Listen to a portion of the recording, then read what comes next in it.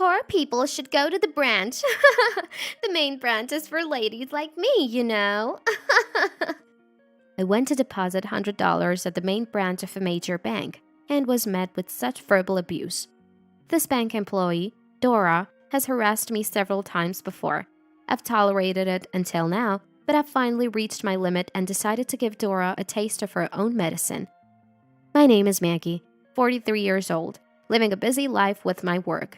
I've always been fascinated by machines since I was young. Studied in the engineering faculty at university, immersing myself in programming and robotics. The engineering faculty was overwhelmingly male-dominated, and being a woman in such a field was often seen as unusual. But I was so engrossed in my studies that it didn't bother me. After graduation, I joined a private company and have gained various experiences leading to where I am now. Currently, the company I work for is facing its biggest crisis ever, a severe labor shortage. Originally, we were a small team, never with much leeway, but business suddenly grew and we found ourselves drastically understaffed. Moreover, a key male employee who had been a pillar of the company resigned due to sudden illness. His departure was a significant blow as he was capable of handling a vast amount of work in a short time. We're urgently recruiting new talent, but we can't just hire anyone. We're conducting proper recruitment tests, so it will be a while before new forces join us. I keep telling myself to endure it until then, but everyone, including myself, is exhausted from the overtime work. I'm not as young as I used to be, and lately I've been feeling the strain. And amidst all this, I encountered an unbelievable person at the main branch of a major bank, a bank employee named Dora. I met Dora about a month ago, in April. I had business at the bank and stopped by the main branch. As I was walking to use the ATM, I accidentally bumped into Dora. It was just a light brush of arms, but I immediately apologized. "Are you okay? I'm sorry." But then Dora snapped.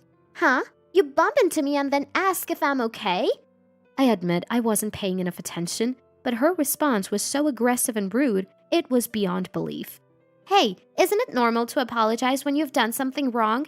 Come on, apologize," Dora said arrogantly, crossing her arms and glaring at me. Even though I had apologized immediately after our slight collision, I was struck by the thought that her attitude towards a customer was just too terrible. Not wanting to make a scene, I apologized again. Sorry for bumping into you." But Dora just sneered at me. "Wow, You really apologized. The poor people have no pride." I was infuriated by her condescending attitude. Considering how she mocked a customer over a minor bump, I thought her behavior was far too inappropriate for a bank employee and was about to complain when Jeffrey, the manager of the main branch, appeared. "Mrs. Fisher, did Dora do something to you?" Jeffy asked. Dora looked annoyed at Jeffy's arrival, but I explained the situation anyway. Jeffy immediately apologized after hearing my side. "I am terribly sorry for what happened. I will make sure to properly guide her. Dora, apologize now." Despite her defiant attitude, Dora couldn't defy her manager and reluctantly apologized. "I am very sorry," in a barely audible voice. It was clear she wasn't truly remorseful, which only fueled my anger further, but I decided to let it go since it all started from a trivial incident. However, the story didn't end there. A week later, I had to visit the bank's main branch again for a different business. Remembering Dora, I was filled with a desire not to meet her, but as soon as I entered, there she was.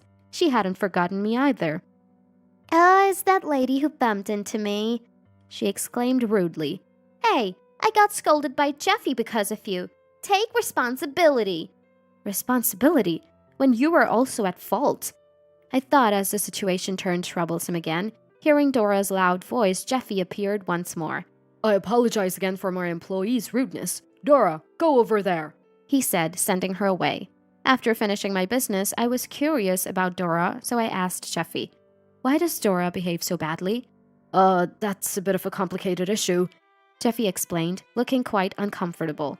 "Dora is the daughter of an executive from a company called AI Company. Since joining, she's been under the misconception that she's important, and despite our efforts to educate her, she hasn't changed much." With that attitude, how did she even pass the recruitment exam? When I asked Jeffy for more details, his face fell with weariness. "Actually, it's a classic case of nepotism. Dora's father knows someone in the upper management of our bank. The recruitment test was conducted, but it was just a formality. Her hiring was decided from the start. So that's how it was. Jeffy also believes that Dora is not suitable to be a bank employee, but he can't fire her on his own due to the higher-ups' decisions. I learned further that Dora was academically competent but arrogant, looking down on her classmates throughout her school life.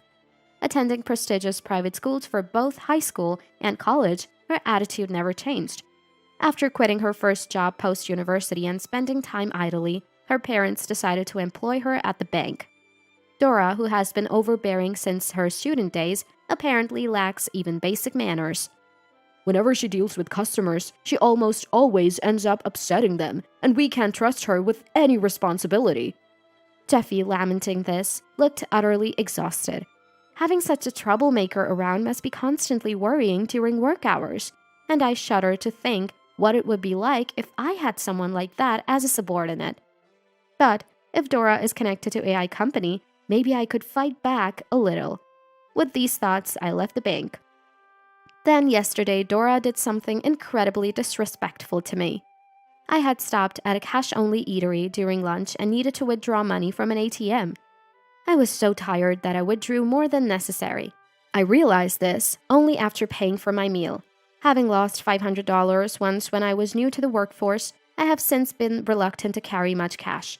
I wanted to redeposit the excess, but time constraints made it difficult. Later that afternoon, I had another errand at the bank, so I decided to deposit the money then. I dreaded encountering Dora again, but didn't want the hassle of making extra trips. Fortunately, Dora wasn't at the ATM, but it was unusually busy that day. The counter was free, and to my relief, Dora wasn't there either. As I was taking out my wallet, which contained $200 bills and a few tens, I usually carry between $100 and $150. Just as I was about to deposit a $100 bill, Ah, what's this? I heard a familiar mocking voice. I turned in shock to see Dora approaching, reeking of strong perfume and in a strangely cheerful mood. Just came back from a long lunch, and look what I found. Interesting stuff? Sensing the ominous atmosphere, other bank employees told Dora to leave, but she ignored them and shockingly tore my $100 bill to pieces. The onlookers were speechless at her outrageous behavior. Hey, what are you doing? Shocked, I yelled out, and Dora laughed crudely.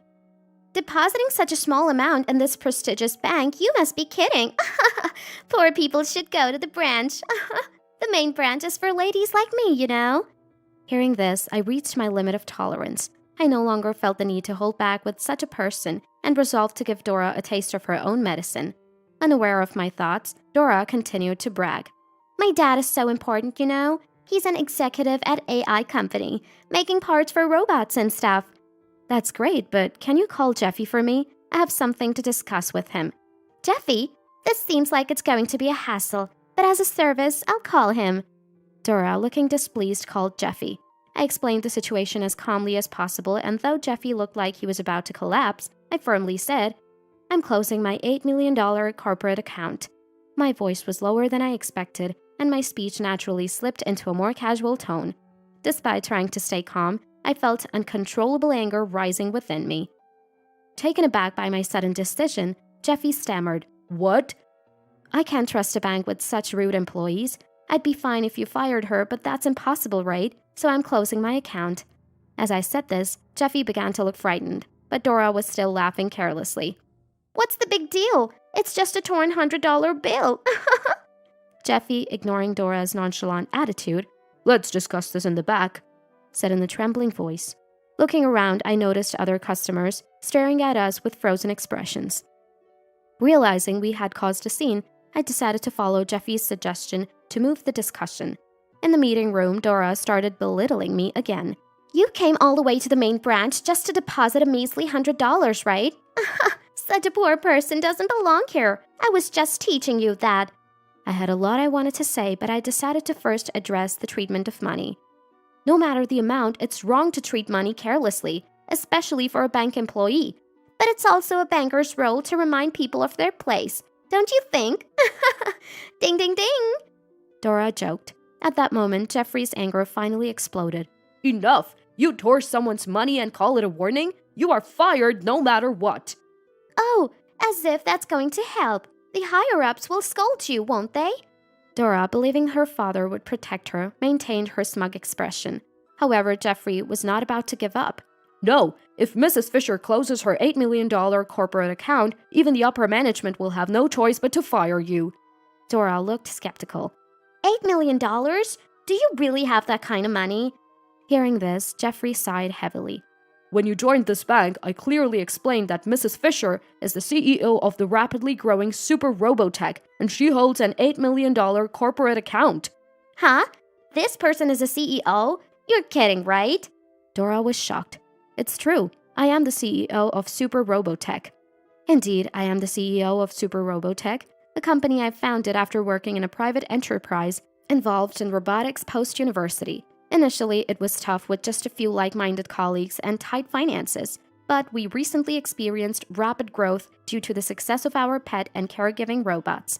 The media attention has been great, but it has made us extremely busy, and we are currently struggling with a shortage of staff. Ideally, I wouldn't even want to deal with someone like Dora. As I explained this to Dora, she seemed to realize that she had made a significant mistake and started to get flustered. No way! So the $8 million corporate account isn't a lie? I'm so sorry! You realize this now? And today, Mrs. Fisher came to consult about the account. The $100 was just an afterthought. Jeffy shouted loudly. Even the usually brazen Dora was shaken and kept apologizing. I'm sorry, I'm really sorry! But if you have $8 million, what does $100 matter? That was her true feelings slipping out. Hearing this, my anger rose further. I would have been angry even if it was just $10. It's the act of looking down on others and mishandling money that infuriates me. But you can easily make $100, right? Instead of apologizing sincerely, Dora continued to provoke me. Do you realize how hard it is to earn $100? My company started very small, and there was a time when making $100 in sales was a struggle. Even though we are growing rapidly, we are not yet stable, so I am careful with money. As I forcefully made my point, Dora seemed overwhelmed and her face tightened. Yes, money is important. I'm sorry. But it was clear she was apologizing out of fear, not understanding. You've done things that are beyond a joke, so don't think a mere apology will suffice. Unless you're fired, I won't be satisfied. You're seriously trying to get me fired? That's a bit much. Dora's earlier bravado was nowhere to be seen. She started to panic, but I found her attitude somewhat amusing.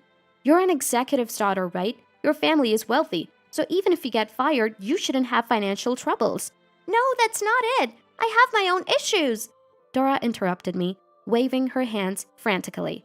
Actually, just this morning, Dad warned me about my attitude at the bank. He said if I cause any more problems, he'll kick me out of the house. Actually, I felt I had to do something, so I contacted Dora's father, Jeffy added. Dora glared at him as if to say he had done something unnecessary. Don't look at me like that. Haven't you always caused trouble for your parents since you were a child? This was bound to happen. Dora looked down as I spoke to her sternly. Indeed, my parents have always been worried about my bad attitude, and I lied about becoming serious to get this job at the bank. That's why you're being abandoned. I sighed. Suddenly, Dora's face lit up with an idea. If Dad doesn't find out I'm fired, it'll be fine. So everyone, please stick to the same story. I was appalled by her absurd suggestion. I'll pay you if you help me, she offered, thinking money could sway us. However, I wasn't protesting for money and wouldn't remain silent. Instead, I shared this with her.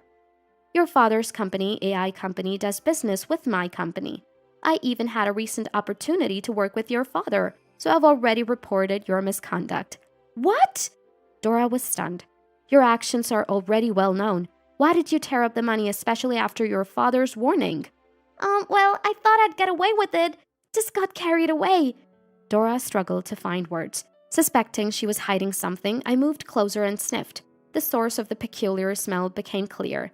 Have you been drinking? What? Dora's voice pitched high, her shoulders trembling. No way! I would never drink on the job. Lying only worsens your impression, I warned. She finally admitted. Yes, I drank at lunch. Dad threatened to throw me out, and I was under tremendous stress. Drinking during work hours is unprofessional. Your unusual high spirits were due to alcohol, I see. I couldn't help but remark.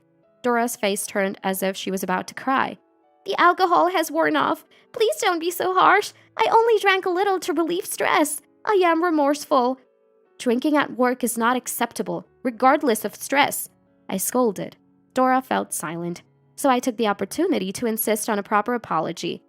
After all the trouble you've caused, shouldn't you apologize properly? You yourself said before, if you do something wrong, you should apologize. You're right, Mrs. Fisher. Apologize sincerely from the bottom of your heart.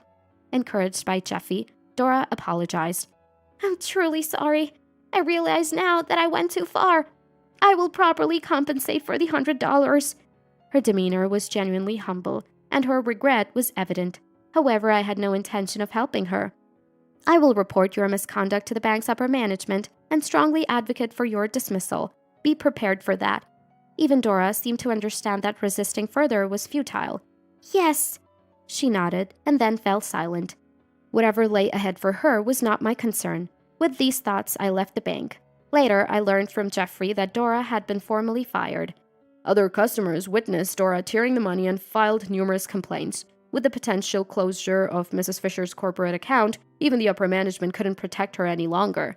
Jeffy explained. But the story didn't end there. Someone had posted the scene of Dora tearing the money and hurling insults on social media, causing an uproar. Dora, already infamous among some customers for her bad reputation, had her full name quickly spread online. Her connection to AI company, where her father was an executive, was also uncovered, leading to numerous complaints to the company. A week later, Dora shockingly uploaded a rebuttal video on social media. I've been kicked out of my house and lost my job. I'm too scared to go outside because of public scrutiny, making it impossible for me to look for work. How am I supposed to live in extreme poverty? Her angry appeal to the public caused another blow-up on social media, and her address was identified from the scenery reflected in her window. But Dora, further angered by this in a video, I've moved somewhere else, she said. However, her new address was inadvertently revealed in the video, leading to further identification. Moreover, her act of tearing money was considered vandalism, resulting in a fine. Unable to pay due to her financial state, Dora had to accept alternative sentencing. Having become infamously known nationwide, her life would likely continue to be difficult even after completing the sentence. Meanwhile, I continue as CEO of Super Robotech. The staffing issue resolved with the arrival of competent applicants, reducing the workload on each employee and revitalizing the team. My own workload has eased, improving my efficiency and reaffirming the value of expanding the team. I'm committed to preventing severe staff shortages in the future. I didn't cancel the $8 million corporate account after receiving a formal apology from the bank. However, for easier fund management, I did transfer some money to another bank's corporate account, which was the original reason for my bank's visit that day. The bank, now free of Dora, has become a pleasant place to use again, and Jeffy seems happier too. The ordeal with Dora was challenging, but now that she's gone, I've decided to move on as quickly as possible. I'd rather focus on my passion for robotics and continue working hard for my employees and our beloved robot projects. Despite future challenges, as the CEO, I'm determined to persevere and stay involved in the robotics industry as long as possible. With these thoughts, I continue to dedicate myself to my work today